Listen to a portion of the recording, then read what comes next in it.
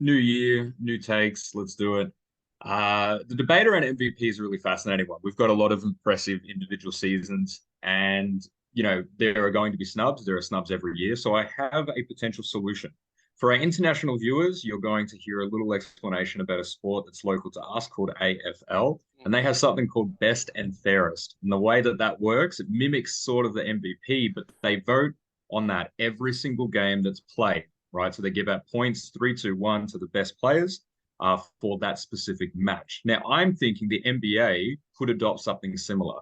Now, we're extrapolating the number of games played to over 1,000, but there needs to be some recognition for the player that was durable, the best consistent player, but maybe doesn't fit the narrative bill that sometimes edges other MVPs over them, right? So the logistics of it would be, Philadelphia and Lakers played today with a 1 point match. Let's say Joel Embiid gets 3 points for being the best person on the court. Then LeBron gets two, and then we'll go Westbrook one.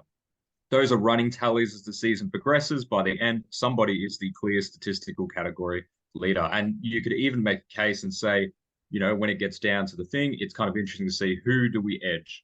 Who votes on it in the AFL? They use the umpires to vote on it, but perhaps that's a media role, perhaps it's a coach's role. I'm not entirely sure, but what do you think? You're familiar with that best and fairest concept. Do you reckon that could fit in the NBA? I think you're raising an interesting point here. Firstly, my first thought was the AFL season is 23 rounds, 22 rounds, I think. Yeah. Mm. And the NBA season is 82 rounds. So some firms having a good job making some good money tallying 82 rounds of basketball over a league of 30 teams to get a winner at the end there. Now, I'm curious, how are they going to present this? Because the Brownlow is like a whole awards night, at the end of the season, right? And you switch on for shit, I don't know, maybe what, 3 or 4 hours almost, right? Get a few beers out, right? And if we're gonna go and present this in the for the NBA, how do you propose that they would go and announce a winner? Just simply go, this guy won. Well, I actually don't think you do it the same way we have an evening dedicated to counting. I think it's a running total as the league progresses, right? But So, the best and fairest candidate at the end of November, that's transparent data. So you know that Ja Morant's leading right now by 5 points over someone else. It's a tangible MVP, really is what it is. But it doesn't take away from what an MVP is because there's an aspect of Luca, I think we could both agree, is probably the most valuable player to a specific team. And on any team, he instantly makes them even more valuable. But right now, he's carrying the Dallas Mavericks to that. Even Jokic as well has that case. But then you have players like Donovan Mitchell who are having a breakout year. Has he been the best player on the court every time that they versed another team? Maybe. There's games where Jokic maybe isn't as prominent. It'd just be an interesting spin, or it would simply double down on who we end up picking for the MVP, and it's just a more transparent way of doing it instead of getting caught up in all the narratives. you got me speechless here a bit because you're sort of trying to find this perfect world situation, right? That the most deserving player would get the MVP, and maybe that's the part where the NBA and how it's currently being awarded. Like you talk about narratives, and we sort of talk about narratives all the time in the sense that that's a big part, I think, of how it plays in. And I think that's probably some of the intrigue that at the end of the season, there's still question marks on, like this season, will Jokic win his third in a row? Like, that's crazy. Like, if he did, I'm not sure, what sort of class he would join there. I don't think that many players have won three in a row. But then again, his stats are up there. The Nuggets are up there. You got Doncic, obviously, Giannis, Tatum, all these other deserving players. And you're saying the fairest way is to just count every single game with a vote every single game. And I think I don't know. I think it feels like or a 3-2-1 vote even every single game. I just feel like it's probably just not the nature of our sport. I think that's the nature of the game here in the NBA. It, I get it, and it's definitely a lot of work, but there's statisticians that keep a lot of weird data anyway. I don't think it's as difficult to track as. I think if we individually tracked it, it would be a nightmare. But for the league to actually do it, I don't think it'd be too difficult. And I think what it does is it allows MVP candidates to almost ascertain who is the best out of the two of them. Because it has happened in the past where an MVP candidate will win it. Like Westbrook in like 16 or 17 when he had the triple double year. that was a narrative-driven award, but was he the best player on the court every single time he faced up against someone else? Maybe a lot of the time, yes. But then let's say he goes up against Golden State and Steph Curry is clearly better than him.